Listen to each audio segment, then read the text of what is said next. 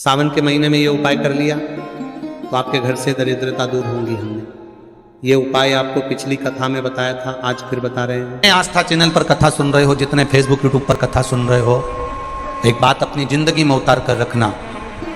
जैसे मंगलसूत्र में काली और पीला मन का आता है, उसी तरह जीवन में थोड़ा सुख और दुख आता है। घबराना नहीं, उसकी शरणागति छोड़ना नहीं, उसकी शरणागति छोड़ना नहीं, उसके चरणों का रस तत्व ग्रहण करते रहना, भजन करते रहना। विश्वास प्रदीप मिश्रा पर बिल्कुल मत करना। विश्वास करना तो ये शिव महापुराण पर और महादेव पर करना, बाकी के किसी पर विश्वास मत करना।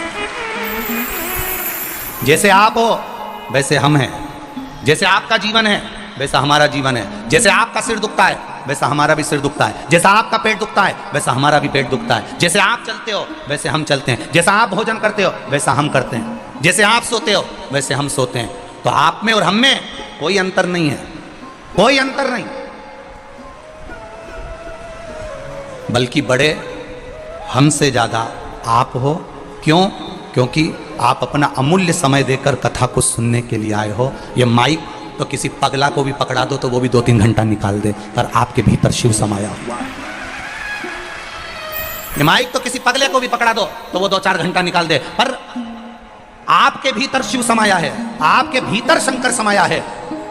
एक नर्मदा जी में बच्चा खड़े होकर रस्सी की डोरी बांधकर उसमें चुंबक को लपेटकर नर्मदा जी में फेंकता है। क्यों फेंकता है? उसमें से कलदार निकालने के लिए, उसमें से वो पैसा निकालने के लिए। उसी तरह ये शिव महापुराण मेरे महादेव ने इस कलयुग में रस्सी बांधकर सीहोर के माध्यम से इसलिए फेंकी है कि उससे जो भगवान के होंगे वो चिपक जाएंगे, और चिपक गए तो निकल जाएंगे। माइक क्या है?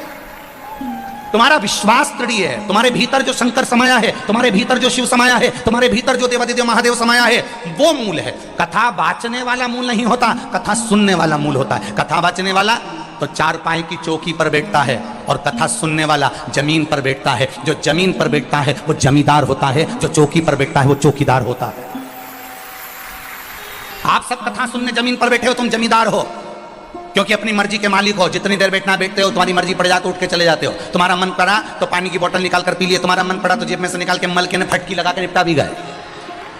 पर कथा बाचने वाला 3 घंटे एक जैसा बैठा है, विराजमान है, बोलना है बोलना है, समझाना है समझाना है। बाचने वाले से बड़ा सुनने वाला होता है, क्योंकि उसके भीतर शिव समाया होता है। अगर आपके भीतर शिव नहीं होता तो आप इतने लाखों की संख्या में यहाँ नहीं पहुंचते। आपके भीतर शिव समाया है इसलिए आप बड़े हो, आपके भीतर महादेव समाया है इसलिए आप बड़े हो। बोलना तो कोई भी माइक दे दो, बोल देगा, वो 2-4 घंटा तो निकाल देगा, उसमें कौन सी बड़ी बात है। आएगी विषम परिस्थितियां, विश्वास। हम भी मनुष्य हैं और आप भी मनुष्य हो, और गलती किससे होती है? भगवान से होती है कि मनुष्य से होती है? तुम बोलो, किससे होती है? मनुष्य से होती है। इसलिए मानव पर विश्वास मत करना, पर महादेव पर विश्वास करना कि वो डिगने नहीं देगा, तुम्हें डूबने नहीं देगा, पकड़ कर रखेगा वो हाथ। जिस हाथ से मेरे घर के बच्चों ने, जिस हाथ से मेरी भारत भूमि के छोटे से छोटे बच्चे ने, छोटे से छोटे बच्चे ने, और बड़े से बड़े बूढ़े से बुजुर्ग व्यक्ति ने, जिन हाथ से, जिन बहुओं ने, जिन बेटों ने, जिन पतियों ने, जिन पत्नियों ने, जिन बेटों ने, जिन बेटियों ने, जिन हाथ से महादेव को जल चढ़ाया है, वो हाथ मेरा महादेव पहचानता है और उसको pकड़ कर रखता है, उसको डूबने नहीं दे सकता है। पकड़ कर रखता है वो महादेव, डूबने नहीं देगा।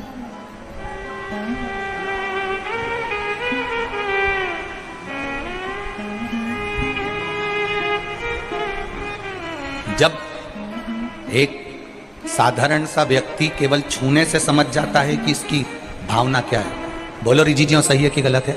मेरे भाई बैठे हैं, वो भी अंदाजा लगा कर बोलना।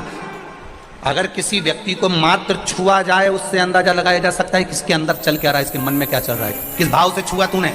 उसी तरह महादेव को मात्र जल चढ़ाने से समझ में आ जाता है कि महादेव से तुम मांग क्या रहे हो, क्या कह रहे हो, क्या कहना चाहते हो, वो महादेव समझ जाता है। मेरा देवादिदेव महादेव समझ जाता है। करेंगे, दुनिया के लोग अपशब्द कहेंगे, ताने देंगे, गालियां देंगे, आड़ा टेढ़ा बोलेंगे, उनका काम है, वो बोलते रहने दो। अपना काम है शिव मंदिर में जाना, 1 लोटा जल चढ़ाना, शंकर की भक्ति करना, शिव तत्व को अपने भीतर उतारना, उसके सिवाय कुछ नहीं, कुछ। बोल बम का नारा है, बाबा एक सहारा है। उसके सहारे जियो, उसके भरोसे जियो, भरोसे।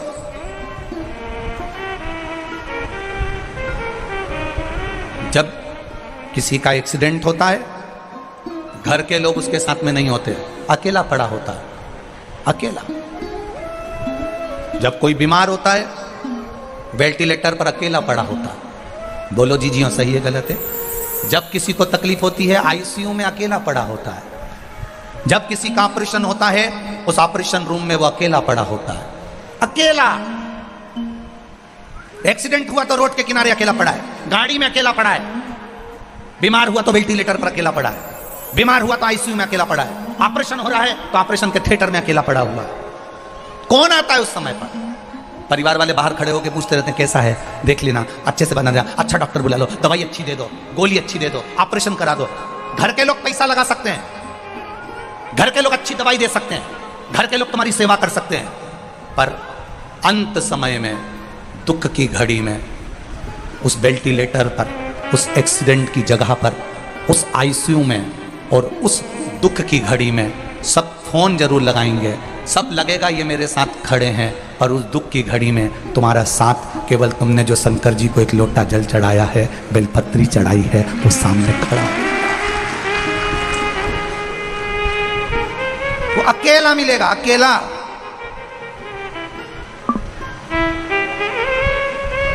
और अकेला व्यक्ति किस किस जगह पर बैठता है जरा ध्यान रखना। दुख की घड़ी में तुम अकेले रहोगे, कष्ट की घड़ी में तुम अकेले रहोगे, और जब ये अकेलापन दुख की घड़ी से जब छूटोगे, किसी राज सिंहासन पर, किसी राजा के सिंहासन पर, कभी तुमने सुना था कि दो महाराज एक साथ बैठे? अरे बोलो तो जम के, किसी का सुना हो तो बता देना कि एक सिंहासन पे दो राजा बैठे हो। कहीं नहीं होता, एक सिंहासन पर एक ही राजा बैठता है। जो दुख की घड़ी में अकेला ठोकर खाकर भी आगे बढ़ना जानता है, वो एक दिन सिंहासन पर बैठना भी जानता है। अकेले